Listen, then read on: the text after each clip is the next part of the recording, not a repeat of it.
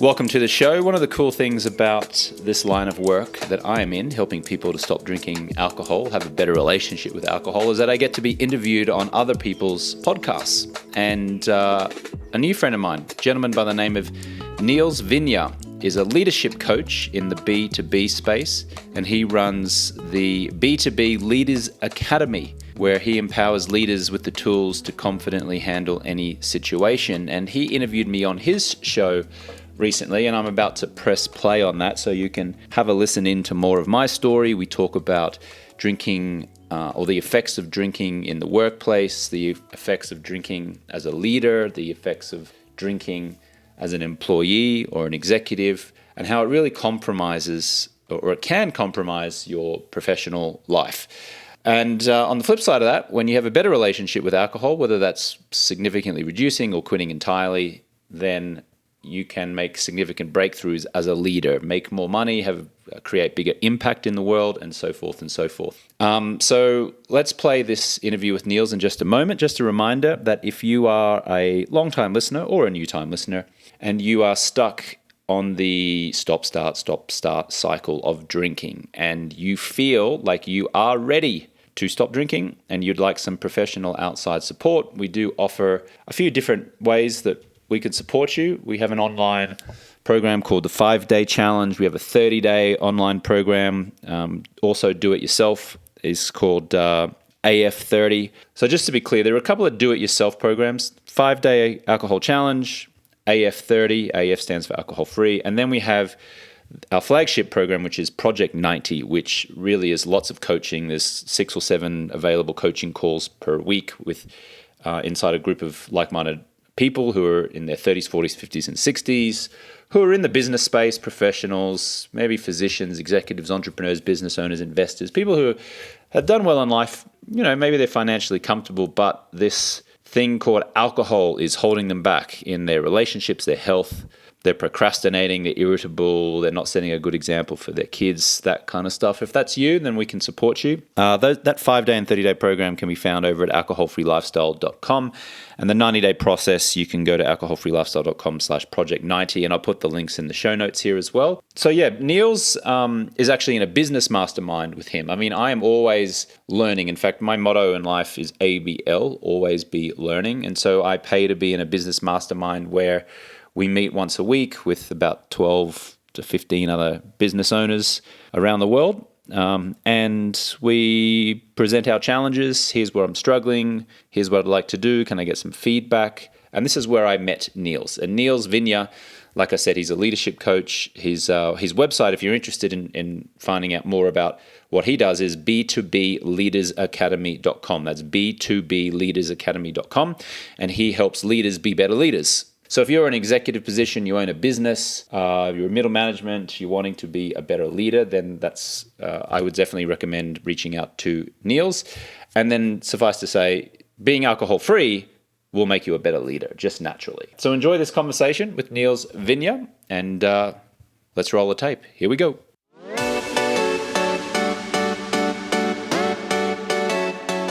Hello and welcome to another episode of the B2B Leadership Podcast. My name is Nils Vinje, and today my guest is James Swanwick. James, welcome to the show. Thank you for having me, Nils. Great to be here. James, I'm super excited about this conversation. You and I got to know each other a little while ago, and everything centers around in your life around an alcohol-free lifestyle. And you are the founder and CEO of alcoholfreelifestyle.com, and would love to hear a little bit of background first on what alcohol-free lifestyle is for our audience. And then I'm going to get into the backstory of how you got to this place. And I'll share my personal story of how I got to know you and all the good stuff too.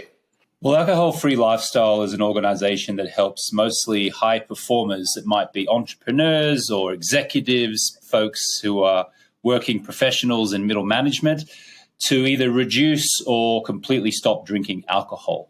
Alcohol really is a performance crusher in the sense that it holds you back. We get stuck in procrastination. We're foggy. We're irritable. We're distracted. And what we found is that the clients that we help to either reduce or stop drinking entirely at least professionally, they go on to have incredible professional success or improvements, and that shows up in getting promotion at work or making more money or doing an extra deal, because when you live an alcohol-free lifestyle, you generate clarity and focus and energy, all those things that lead to optimal performance. My story is I'm an Australian American. I was a socially acceptable drinker up until my mid-30s, in that I probably had 2 drinks a night, most nights of the week, at the end of a day, just to, what I thought was to reduce my stress and anxiety.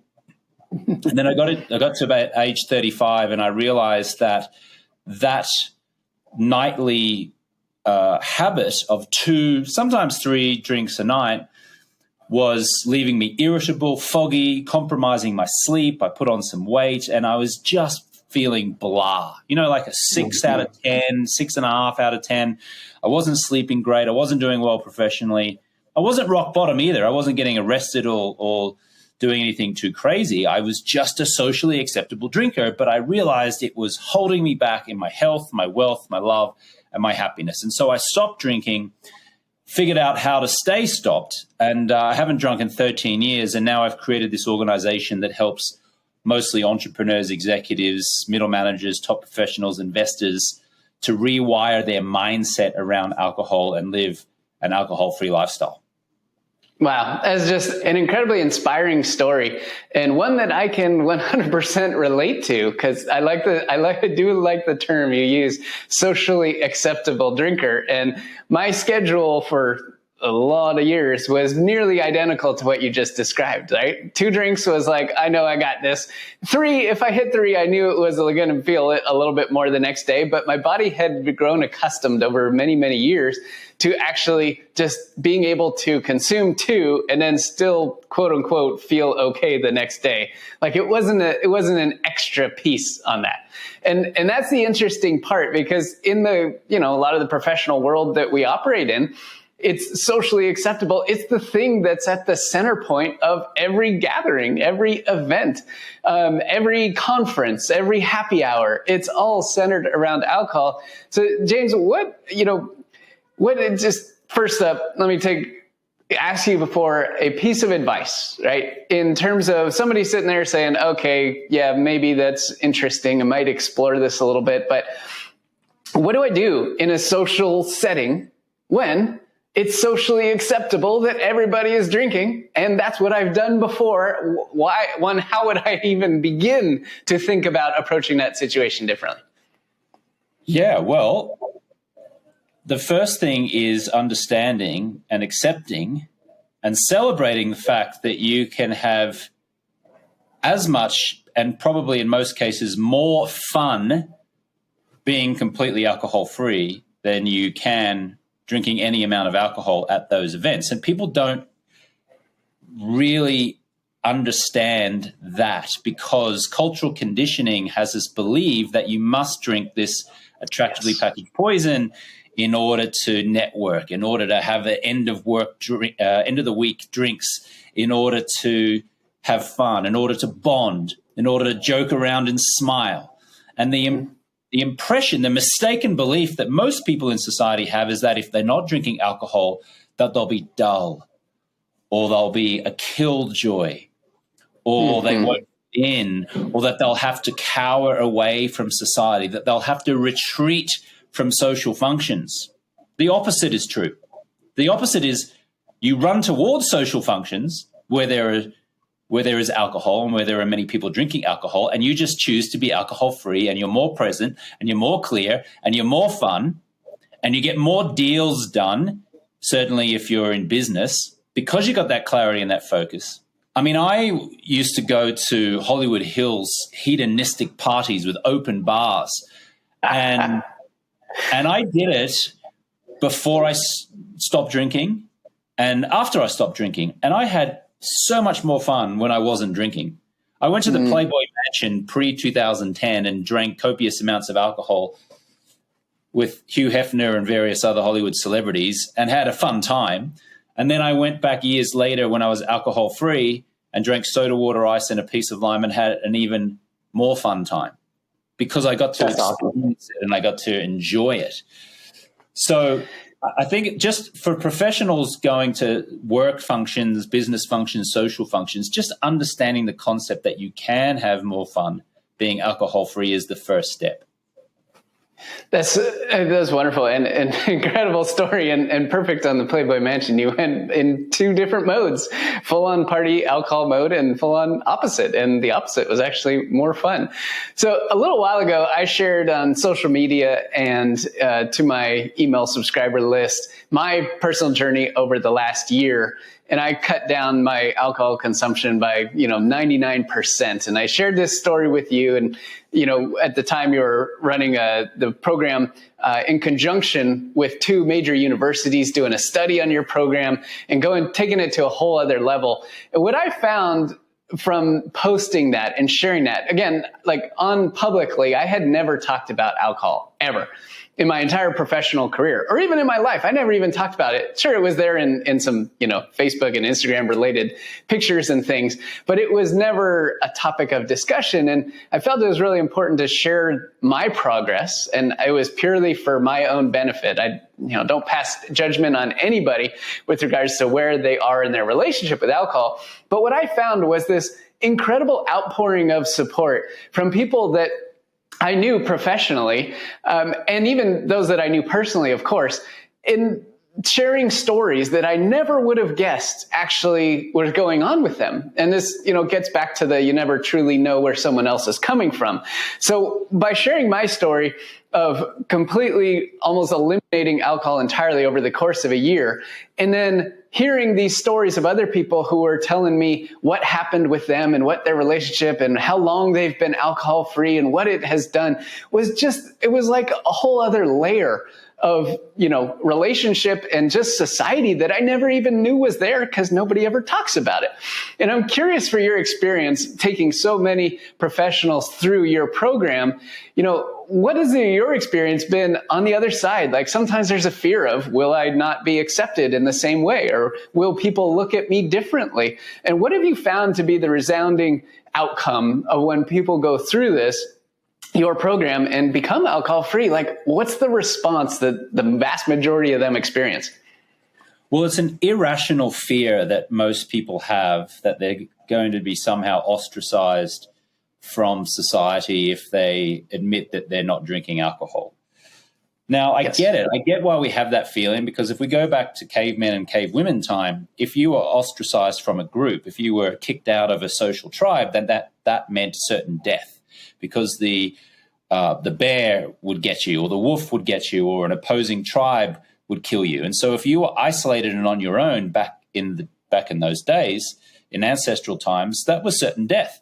But we now live in the year 2023, and if you're ostracized from a group today, then you can just join another group, right? We don't live like death by ostracism, or this, the ramifications of being kicked out of a group are just so inconsequential these days. So I get it. Instinctively, I understand the fear. However, the reality is that nobody really cares that you're not drinking. Nobody cares because everyone's worried about themselves. And great point. The only time that someone might care about the fact that you're not drinking is probably because you are portraying to them that not drinking is hard and tough and it's not fun. Mm-hmm. I can't tell you how many people, like when their friends say, "What, you're not drinking?" And they go, "Oh, yeah, no, I'm not. I want to, but I can't. I got to stop." And so all of a sudden you're unconsciously and consciously displaying with your body language and your tonality that under normal circumstances you would choose to consume this attractively packaged poison, but you can't because it's bad for you. I wish I could, but I can't, right?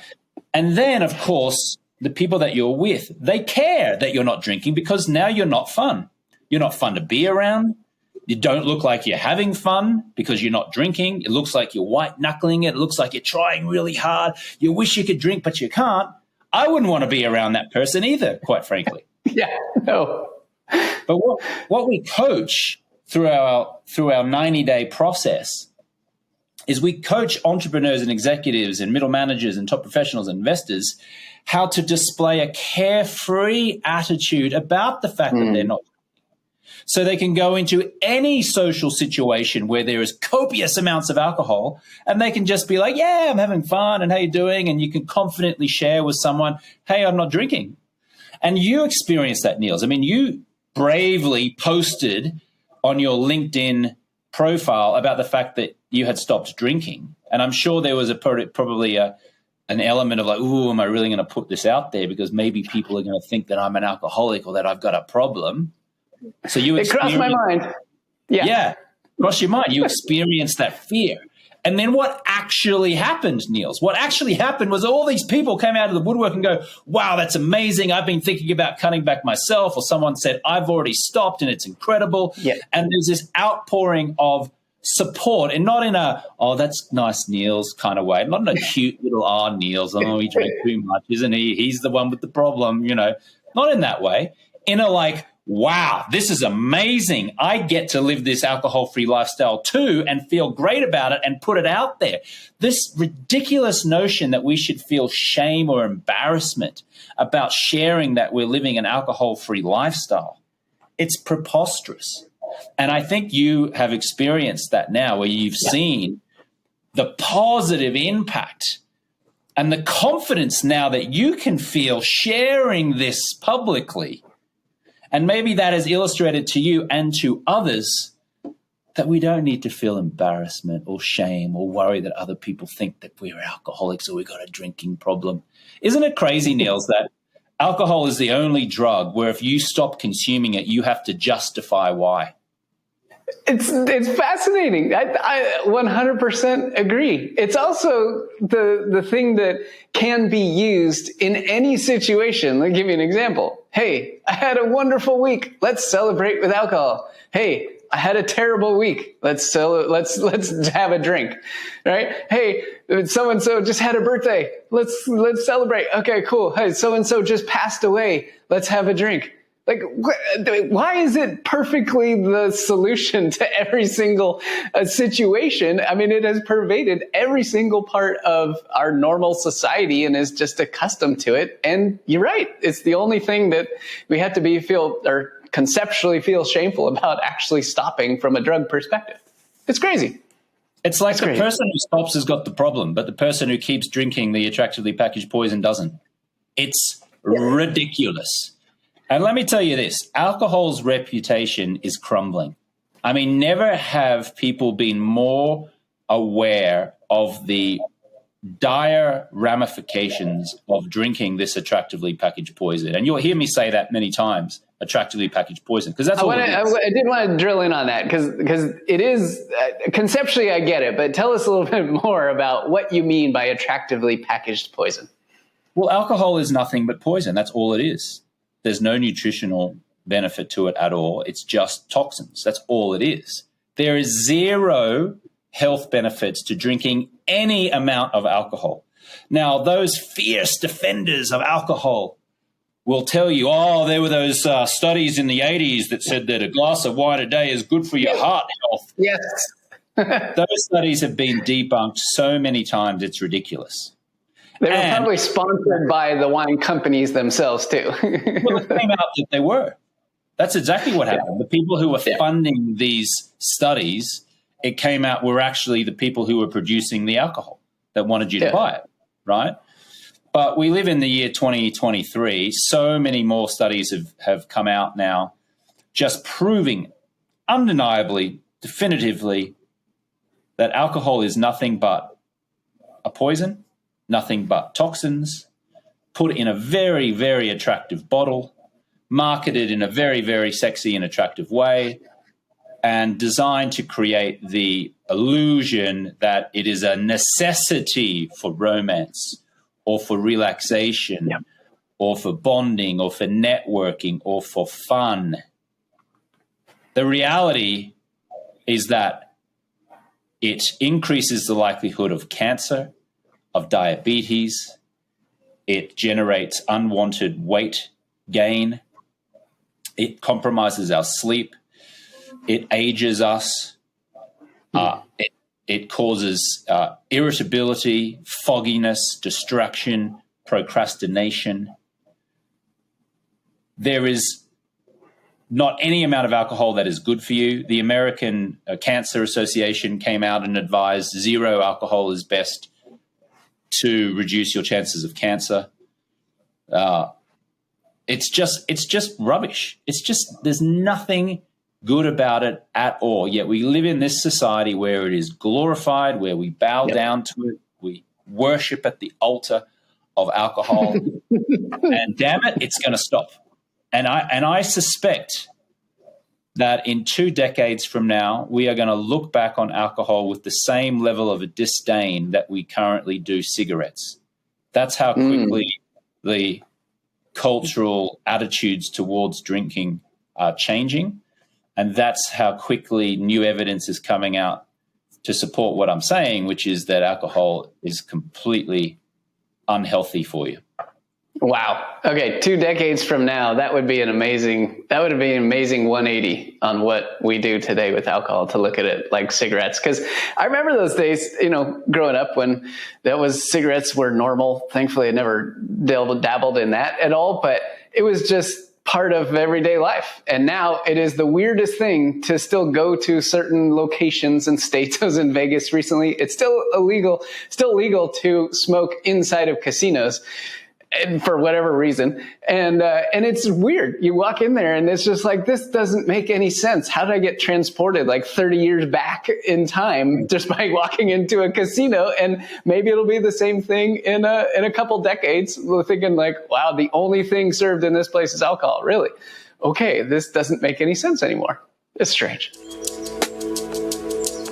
James Swanwick here. Just a quick interruption to share some of the relationship breakthroughs that folks have been having inside of our Project 90 Stop Drinking process. Joe Worley from Michigan says, my wife has the real Joe back. Andrus from Minnesota says, I'm a better dad. Dave Kelly from Australia says, I feel so much more connected to friends, family, and colleagues. And Angela, also from Australia, says, I'm spending more time with my kids. So if improving your relationships is your motivation, or one of your motivations for stopping drinking, and you would like some professional outside support, I invite you to go to alcoholfreelifestyle.com/project90, watch the video, read some of the words on the page, learn about our process, and if it feels like it could be for you, you're welcome to schedule a free 15-minute complimentary call with one of our coaches. All right, let's get back to the episode.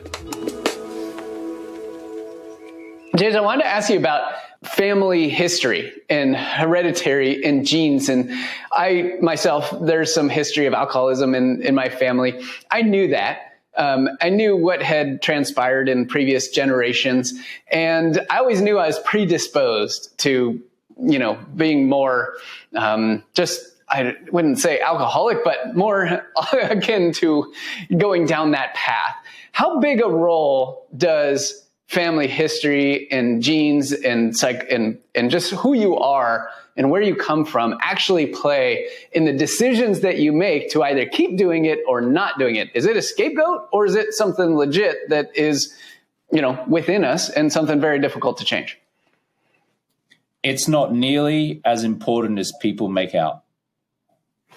And while it's not your fault if family members of yours were drinking excessively and you saw that and you grew up in that environment, and maybe you copied mum and dad's behavior or a family member's behavior, it's not your fault that happened, but it is now your responsibility to do something about it. Mm-hmm.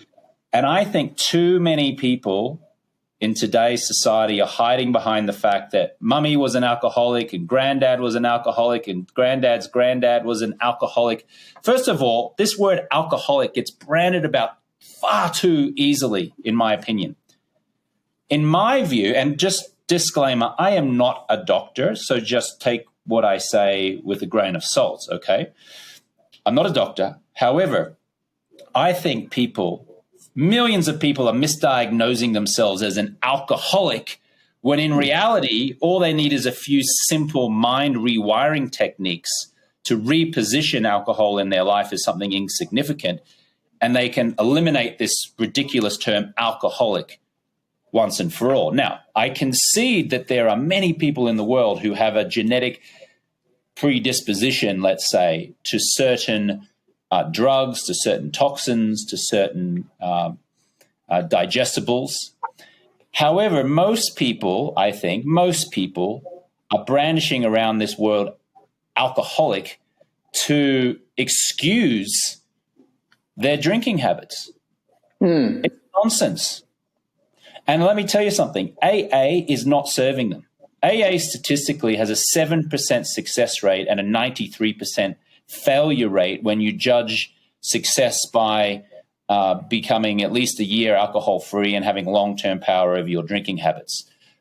Multiple studies have come out and shown this.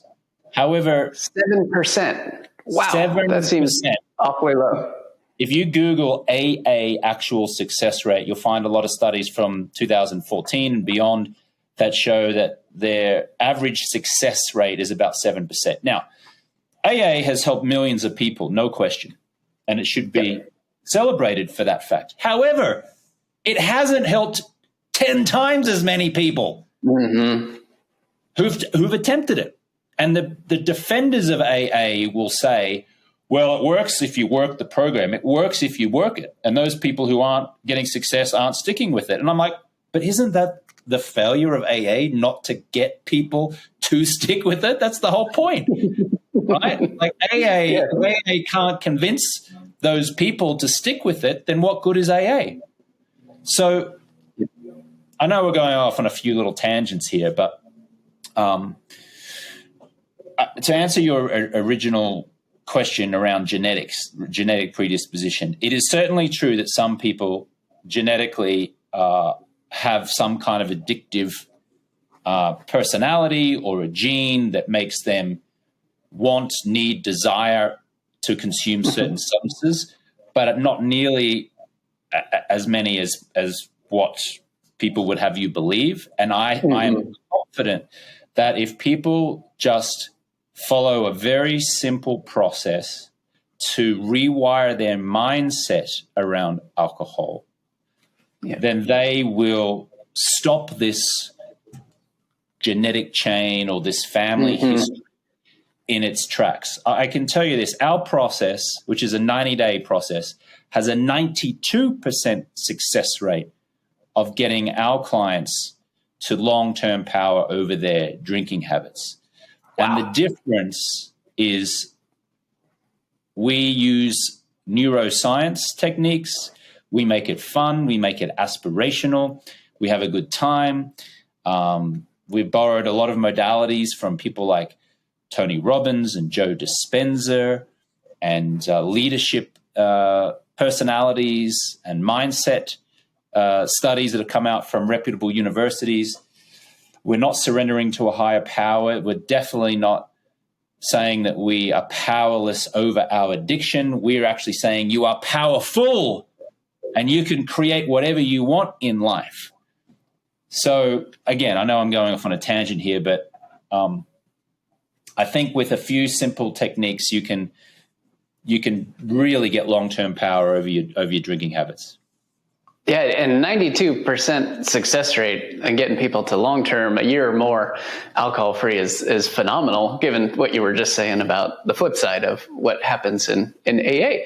So I'm curious about just someone who is listening to this thinking, all right, what James and Nils are talking about, that sounds pretty cool. But I'm still, I'm not 100% sure I'm ready to make that decision. And I myself, it took me a long time to get to that decision of saying, you know what, this now has to fundamentally change from what it means to me. Right? That was the pivot point, which I think is very similar to what you're talking about. But for those who are, still considering, still enjoying the lifestyle that they're leading and maybe don't perceive it as necessarily a bad thing. What is the lens that you would recommend they look at as the possibility of what could be different if they excluded alcohol for a period of 90 days from their life? What types of changes do you see in your clients when they cut it out and follow your process? Well, first of all, let me say this. I'm not here to persuade anyone to stop drinking. I'm only here to encourage those who've already decided that they're ready to stop drinking. I'm so tired of many years of trying to persuade people to stop that I'm not even in that game anymore. I'm here for those who are ready, who know that alcohol is a problem. And if that is you, I'm here to support you. To answer the second part of your question, what I would say is this. And this is anecdotally and experientially, and also based on countless studies that have come out. When people stop drinking alcohol for at least 90 days, what tends to happen is that they generate more clarity, focus, energy. Their sleep improves. The quality of their relationships improve.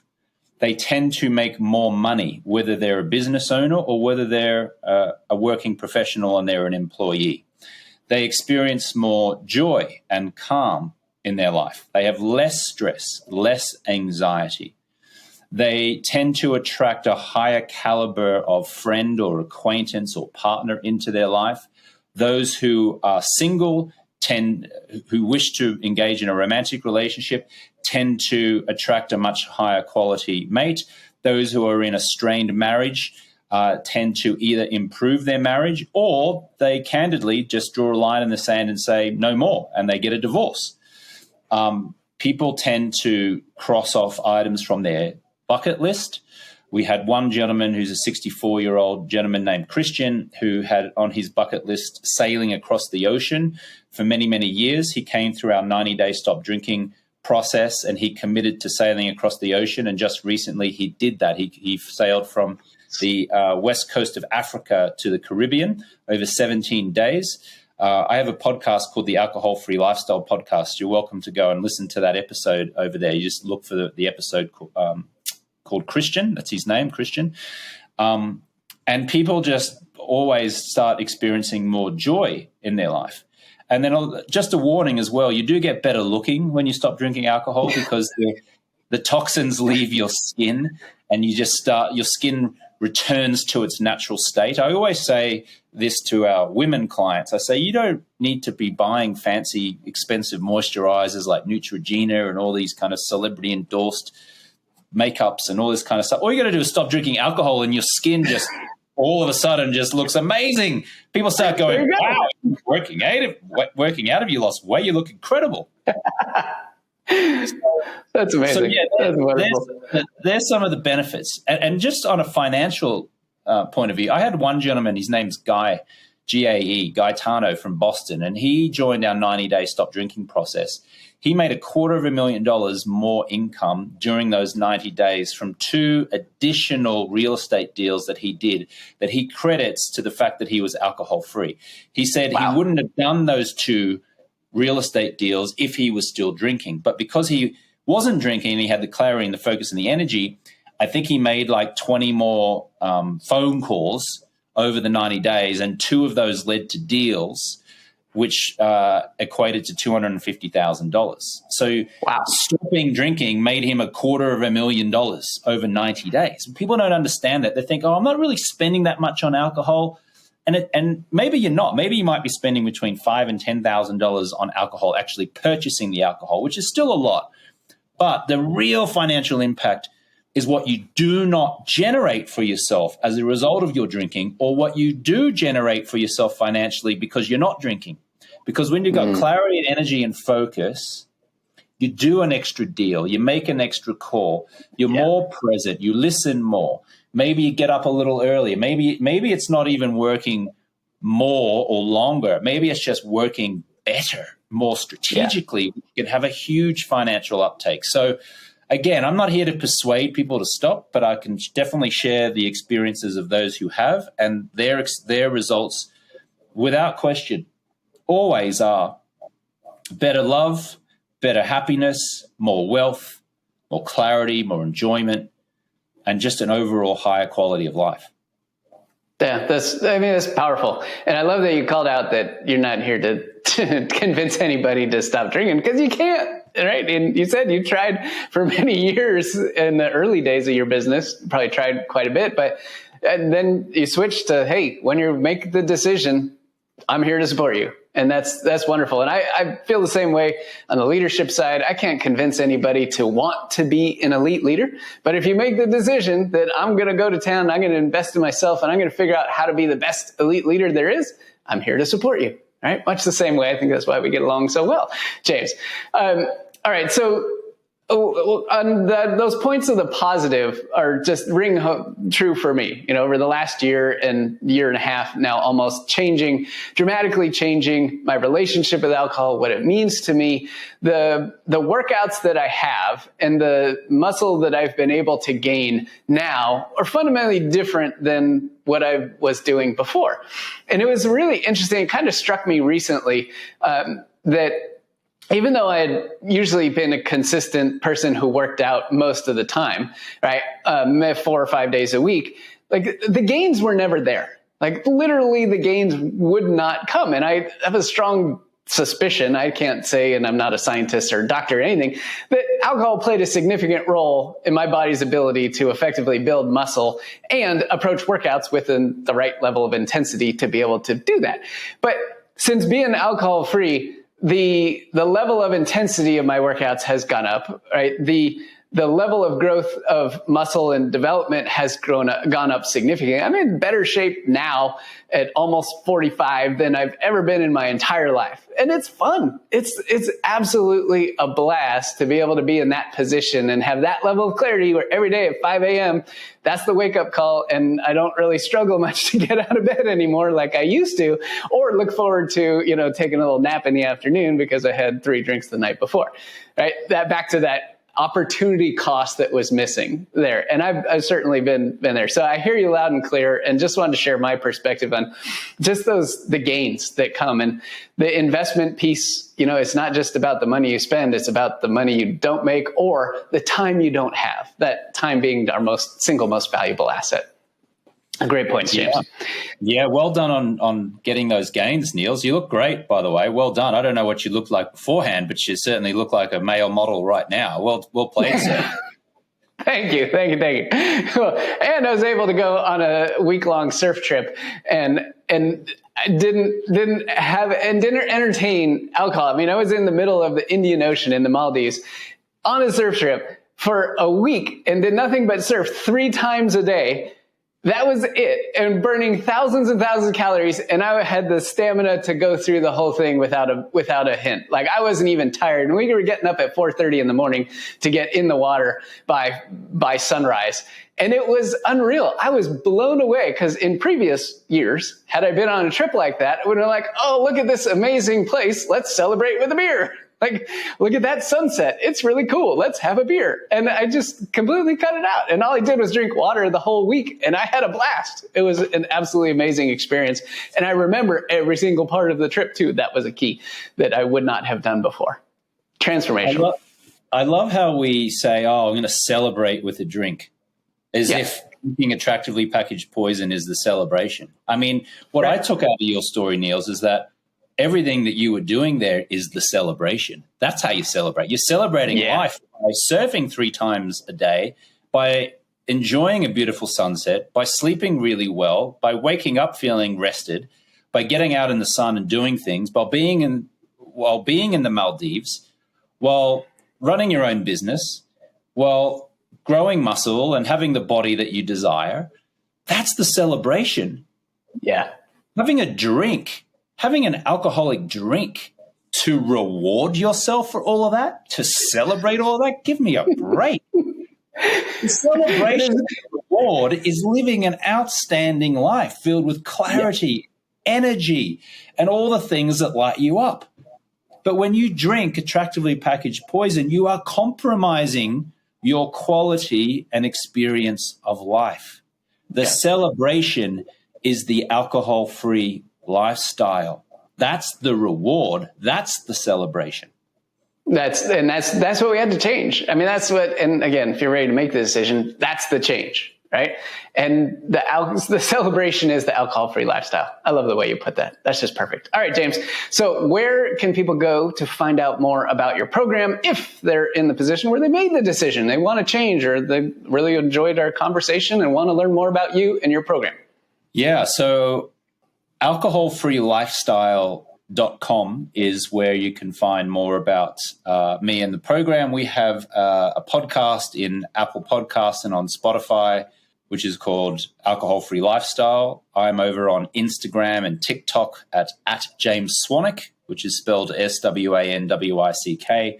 And also we have a guide. We'll give you an alcohol freedom formula guide if you like, and you can go to alcoholfreelifestyle.com/Nils, NILS, and you can grab a copy of that book. It's a digital book, and it's really like the formula that I've outlined to help you to reduce or stop drinking entirely. It's exactly the same formula that we take our clients through. So if you'd like a free version of that, you can just go to alcoholfreelifestyle.com/Nils. Perfect. James, awesome. Well, it's been wonderful to spend time with you today. Thank you so much for coming on the podcast, sharing your backstory, this incredible business that you've built, helping people who have made the decision to live an alcohol-free lifestyle, do it with passion and joy to get clarity, focus, and energy. I really appreciate your time. Thank you so much, and all the incredible work you're doing. I just love it. You're welcome, and thanks very much for having me, Nils. Appreciate you. James Swanwick here again. Thank you so much for listening to the show. I want to send you some free stuff. If you haven't yet got the Alcohol Freedom Formula, then you can get that at alcoholfreelifestyle.com/guide. The YouTube channel is alcoholfreelifestyle.com/YouTube. I put out lots of educational videos on my Instagram page at James Swanwick. You can also find me on TikTok at James Swanwick. If this show has benefited you, I would so appreciate you leaving a review and giving it 5 stars. We have a 5-day no alcohol challenge, a 30-day no alcohol challenge. You can get details over at alcoholfreelifestyle.com. And if you would like to apply to be part of Project 90, which is our flagship process where you get a community, 7 coaching calls per week are available to you, a like-minded community, mostly folks in their 30s, 40s, 50s, and 60s, then you are welcome to apply. You can get all the details over at alcoholfreelifestyle.com/Project 90, and the details are in the show notes. Thank you again for listening. I will catch you on the next one.